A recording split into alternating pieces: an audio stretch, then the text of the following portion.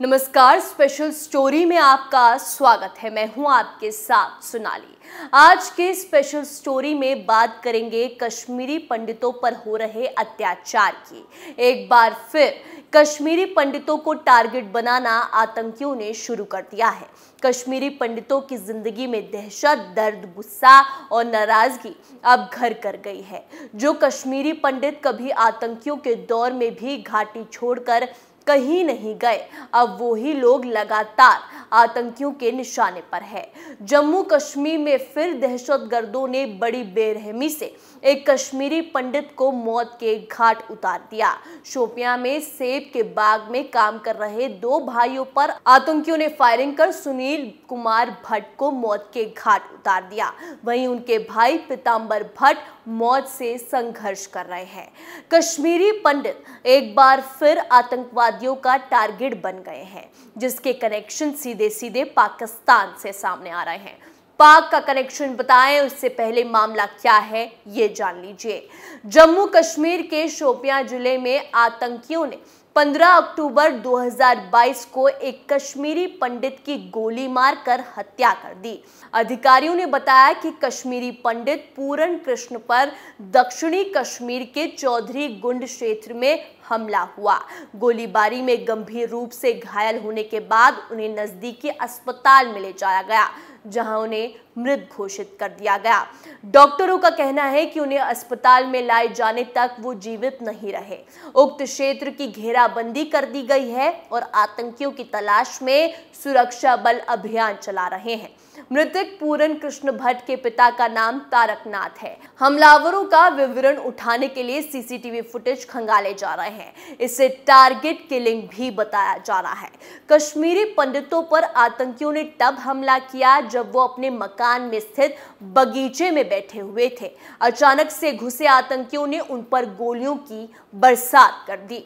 फिर आतंकी वहां से फरार हो गए। गोलीबारी की आवाज सुनकर जब परिवार के बाकी लोग बाहर निकले तो उन्होंने पाया कि पूरन कृष्ण भट्ट खून से लथपथ बगीचे में गिरे हुए हैं, जिसके बाद उन्हें स्थानीय लोगों की मदद से आनन फानन में अस्पताल ले जाया गया। दक्षिण कश्मीर में इस साल ये इस तरह की तीसरी घटना बताई जा रही है। पुलिस का कहना है कि जल्द ही दोषियों की तलाश कर ली जाएगी और अभियान जारी है। याद हो कि जम्मू कश्मीर के शोपियां में ही आतंकियों ने अगस्त 2022 के मध्य में सेब के एक बाग से आम नागरिकों पर गोलियां चलाई थी। इस गोलीबारी में एक कश्मीरी हिंदू सुनील कुमार भट्ट की मौत हो गई थी। वहीं उनके भाई पिंटू कुमार भट्ट का अस्पताल में इलाज चला था। आतंकी संगठन KFF यानी कश्मीरी फ्रीडम फाइटर्स ने इस हमले की जिम्मेदारी ली थी। आतंकी संगठन का कहना था कि कश्मीरी पंडित भाई तिरंगा रैली में शामिल हुए, इसलिए उन्हें निशाना बना दिया। घाटी में बढ़ती टारगेट किलिंग के खिलाफ लोगों का गुस्सा भी लगातार सामने आ रहा है। बडगाम में कश्मीरी पंडितों ने इंसाफ की मांग को लेकर सड़क पर उतरकर फिर अपने हक की आवाज बुलंद की। प्रदर्शनकारियों की सिर्फ एक मांग है कि उन्हें सुरक्षित जगहों पर भेज दिया जाए।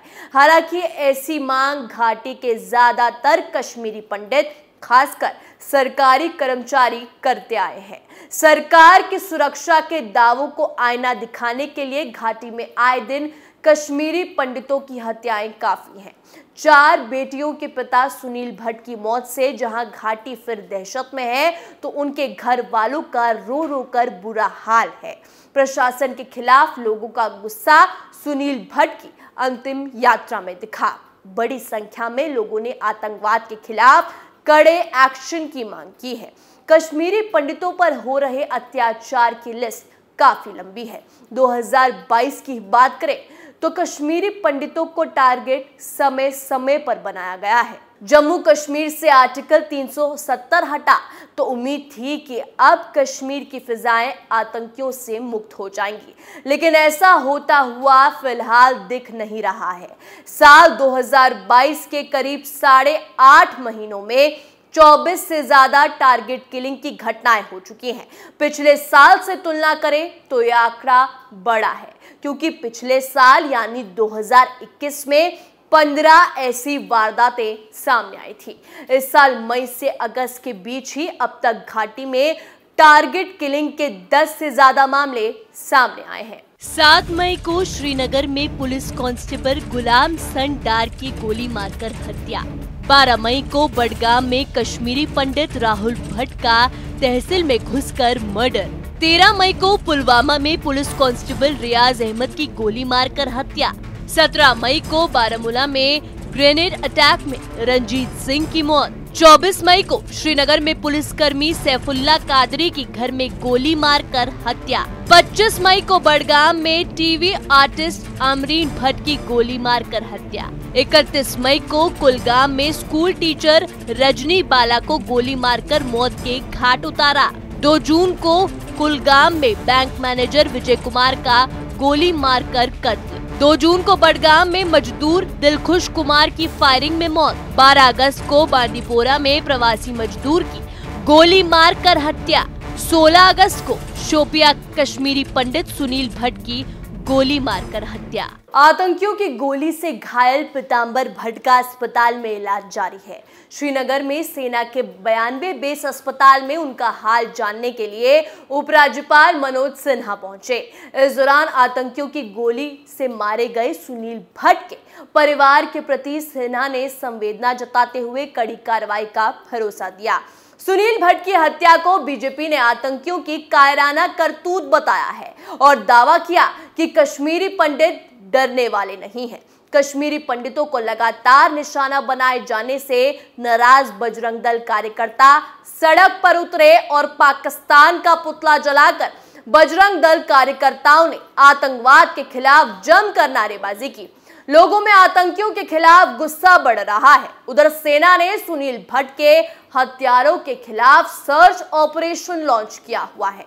जम्मू कश्मीर के डीजीपी दिलबाग सिंह खुद शोपियां पहुंचे और हालत का जायजा लिया। जमीन पर एकता, नेताओं को खटकता, कत्ल नाहक नामंजूर और खून खराबी नामंजूर जैसे नारे लगाते हुए मुस्लिम समाज ने भी आतंकी वारदात का विरोध किया। सुनील कुमार भट्ट की अंतिम यात्रा में एकता की मिसाल भी देखने को मिली।